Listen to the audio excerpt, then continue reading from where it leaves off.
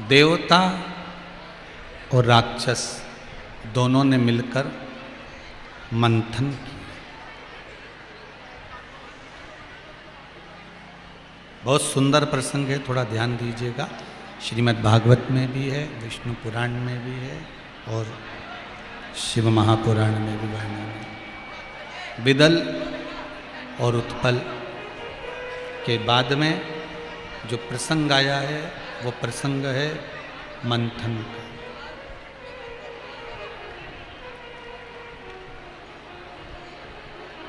मंथन समुद्र का किया जा रहा है। सुमेरु पर्वत, मंदराचल, शेषनाग की नेति, देवता और राक्षस दोनों मिलकर मंथन कर रहे हैं। इस प्रसंग पर थोड़ा ध्यान दीजिएगा कि देवता और राक्षस दोनों मिलकर मंथन कर रहे हैं। अर्थात शिव महापुराण की कथा कहती है कि अच्छे और बुरे इन दोनों से मिलकर ये संसार बना है और संसार चलता है। किस किस से? अच्छे और बुरे से।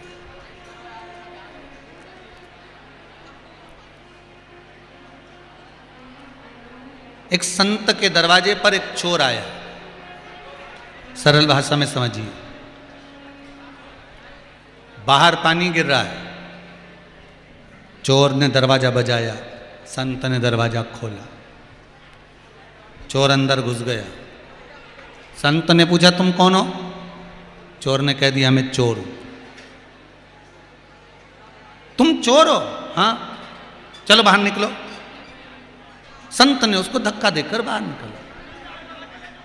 गिरवान पकड़ी संत ने उसकी और उसको बाहर भगाया। बाहर बहुत तेज पानी आ रहा था। चोर ने हाथ जोड़कर कहा गुरुदेव, बाहर बहुत पानी आ रहा है, ओले गिर रहे हैं, बारिश बहुत तेज है, आपके कुटिया में रहने जान दो, पानी बंद होगा, कम होगा, मैं चले जाऊंगा। संत को गुस्सा आया, चोर मेरी कुटिया में रहे ये मैं नहीं चाहता, निकल यहां से बाहर। धक्का देके उसको भगाने लगे। तभी आकाशवाणी हुई, ए संत, तुझे तो आज मालूम पड़ा कि ये चोर है तो तू इसको अपने कुटिया से भगा रहा है। मुझे तो ये माँ के गर्भ में था तब मालूम था कि ये चोर बनेगा, तो भी तो मैंने संसार में रखा उसको, तो भी तो मैंने उसको संसार में रखा। मुझे मालूम था कि ये चोर बनेगा, ये चोरी करेगा, ये कपट करेगा, ये बेईमानी करेगा, ये प्रपंच करेगा, तो भी मैंने उसको अपने संसार में, इस मृत्यु लोक में रखा। अगर मुझे मालूम होता, अगर मुझे अगर मारना होता तो मैं उसको जन्म से ही नहीं मार देता।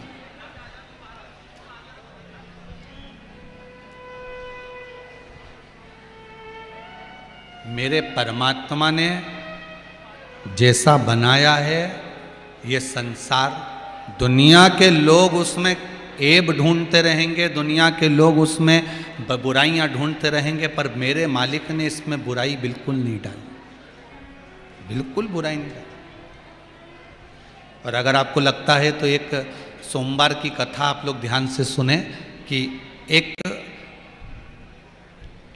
बच्चा 12 साल का, 14 साल का, उसके 2 हाथ नहीं थे, 2 हाथ नहीं है।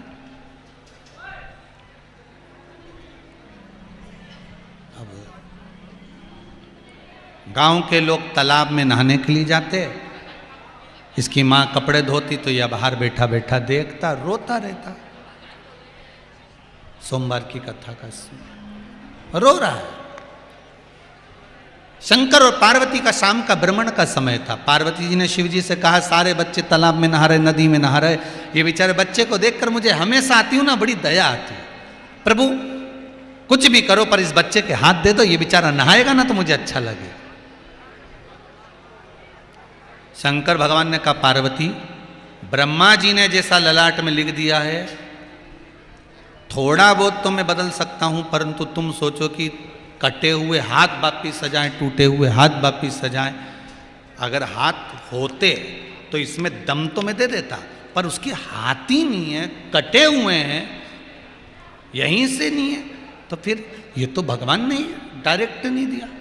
अगर हाथ होते और उसमें अपंगता होती, लूले होते, पड़े रहते, तो उसमें मैं बल दे देता और वो तैर लेता।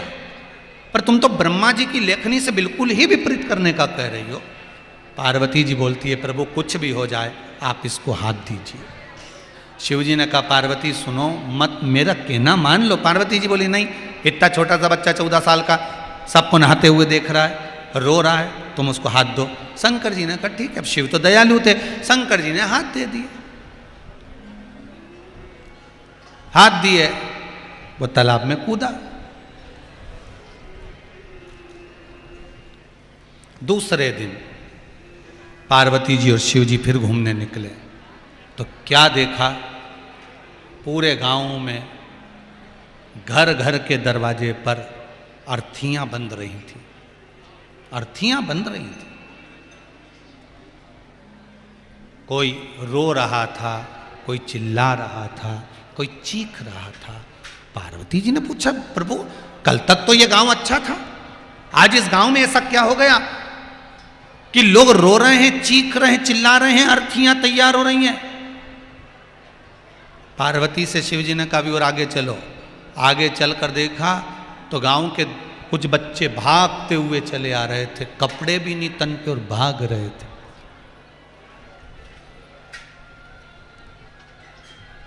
पार्वती जी ने कहा ये कहां से भाग कर आ रहे हैं, और आगे चलो। आगे चलकर देखा तो तालाब में केवल एक ही लड़का नहा रहा था, वही 14-15 साल का जिसके शंकर जी से हाथ दिलवाए थे। पार्वती जी ने पूछा और कोई नहा क्यों नहीं रहा?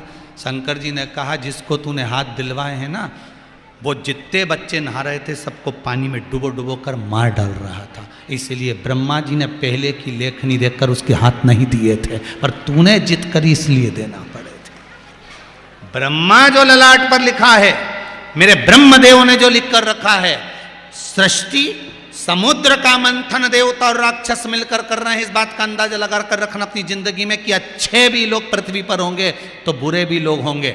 इनके होने से पृथ्वी और संसार चलता है। कई लोग कहते हैं भगवान ने इसको बनाया काय को, इतना बुरा था काय को पैदा कर दिया? भगवान को मालूम था तेरे प्राण खाएगा इसलिए पैदा करा। भगवान को सब मालूम है कि ये इसको करना क्या है। सारी दुनिया के लोगों के पास नौकरी रहती है, काम रहता है, तुम ये काम करोगे, तुम दुकान चलाओगे, तुम व्यापार चलाओगे, तुम ये काम करोगे, तुम ये काम करोगे, तुम पत्रकारिता करोगे, तुम लेखनी लिखोगे, तुम पुस्तक लिखोगे, तुम धर्म का प्रचार करोगे, तुम सत्कर्म का प्रचार करोगे, तुम मां नर्मदा की सेवा करोगे, तुम आरती करोगे, तुम पूजन करोगे। सबके हाथ में भगवान ने इस ललाट पर लिख कर भेजा है कि तुम्हें कौन सा काम करना है। प्रत्येक मनुष्य के ललाट पर, प्रत्येक मनुष्य के जीव पर, प्रत्येक मनुष्य के मस्तिष्क पर भगवान ने लिख कर भेजा हाथ में कि तू ये काम करेगा। वो भगवान ने लिखा है, किसी किसी के ललाट पर भगवान ने लिख कर भेजा, हाथ पर लिख कर भेजा कि तुझे एक ही काम करना है, कोई आगे बढ़े तो उसकी टांग खींचना, उसको नीचे पटकने का प्रयास करना, उसकी निंदा करना, उसकी बुराई करना, उसकी चुगली करना, उसके लिए अपशब्द कहना, उसके लिए ये काम। तो कई लोग पूछते हैं हमारे पास कोई काम नहीं, तो लोगों के पास में ये भी काम रहता है कि उसको निंदा करना है तो करना है, बुराई करना है तो करना है, उसमें कुछ ना कुछ ऐब निकालना है, मतलब निकालना। भगवान को मालूम था क्या अकेले देवता समुद्र का मंथन नहीं कर सकते थे? अरे बोलो तो जम के, कर सकते थे कि नहीं कर सकते थे? क्या अकेले देवता 33 कोटि देवता मिलकर क्या मंथन नहीं कर सकते थे? सब कर सकते थे, पर भगवान ने कहा नहीं, इसमें असुरों को भी शामिल करा जाए। मंथन देवता और राक्षस मिलकर करेंगे तब इसमें से कुछ प्राप्त होगा, जो मिलेगा वो प्राप्त होगा, वो आनंद की अनुभूति कराएगा। तो देवता और राक्षस दोनों ने मिलकर मंथन करा। संसार को भगवान ने केवल अच्छे ही अच्छे नहीं भेजे, भगवान ने बुरे भी भेजे हैं। क्यों? क्योंकि जब तुम अच्छाई करने के लिए आगे बढ़ोगे, सत्कर्म करने के लिए आगे बढ़ोगे, दान करने के लिए आगे बढ़ोगे, धर्म करने के लिए आगे बढ़ोगे, तब कोई ना कोई तुम्हारा हाथ पकड़कर खींचने वाला चाहिए, पांव पकड़कर खींचने वाला चाहिए। केवल इसी युग में नहीं, सतयुग तक की कथा निकाल लो। राजा बलि दान देने के लिए जा रहा है। अब देखो सतयुग की कथा।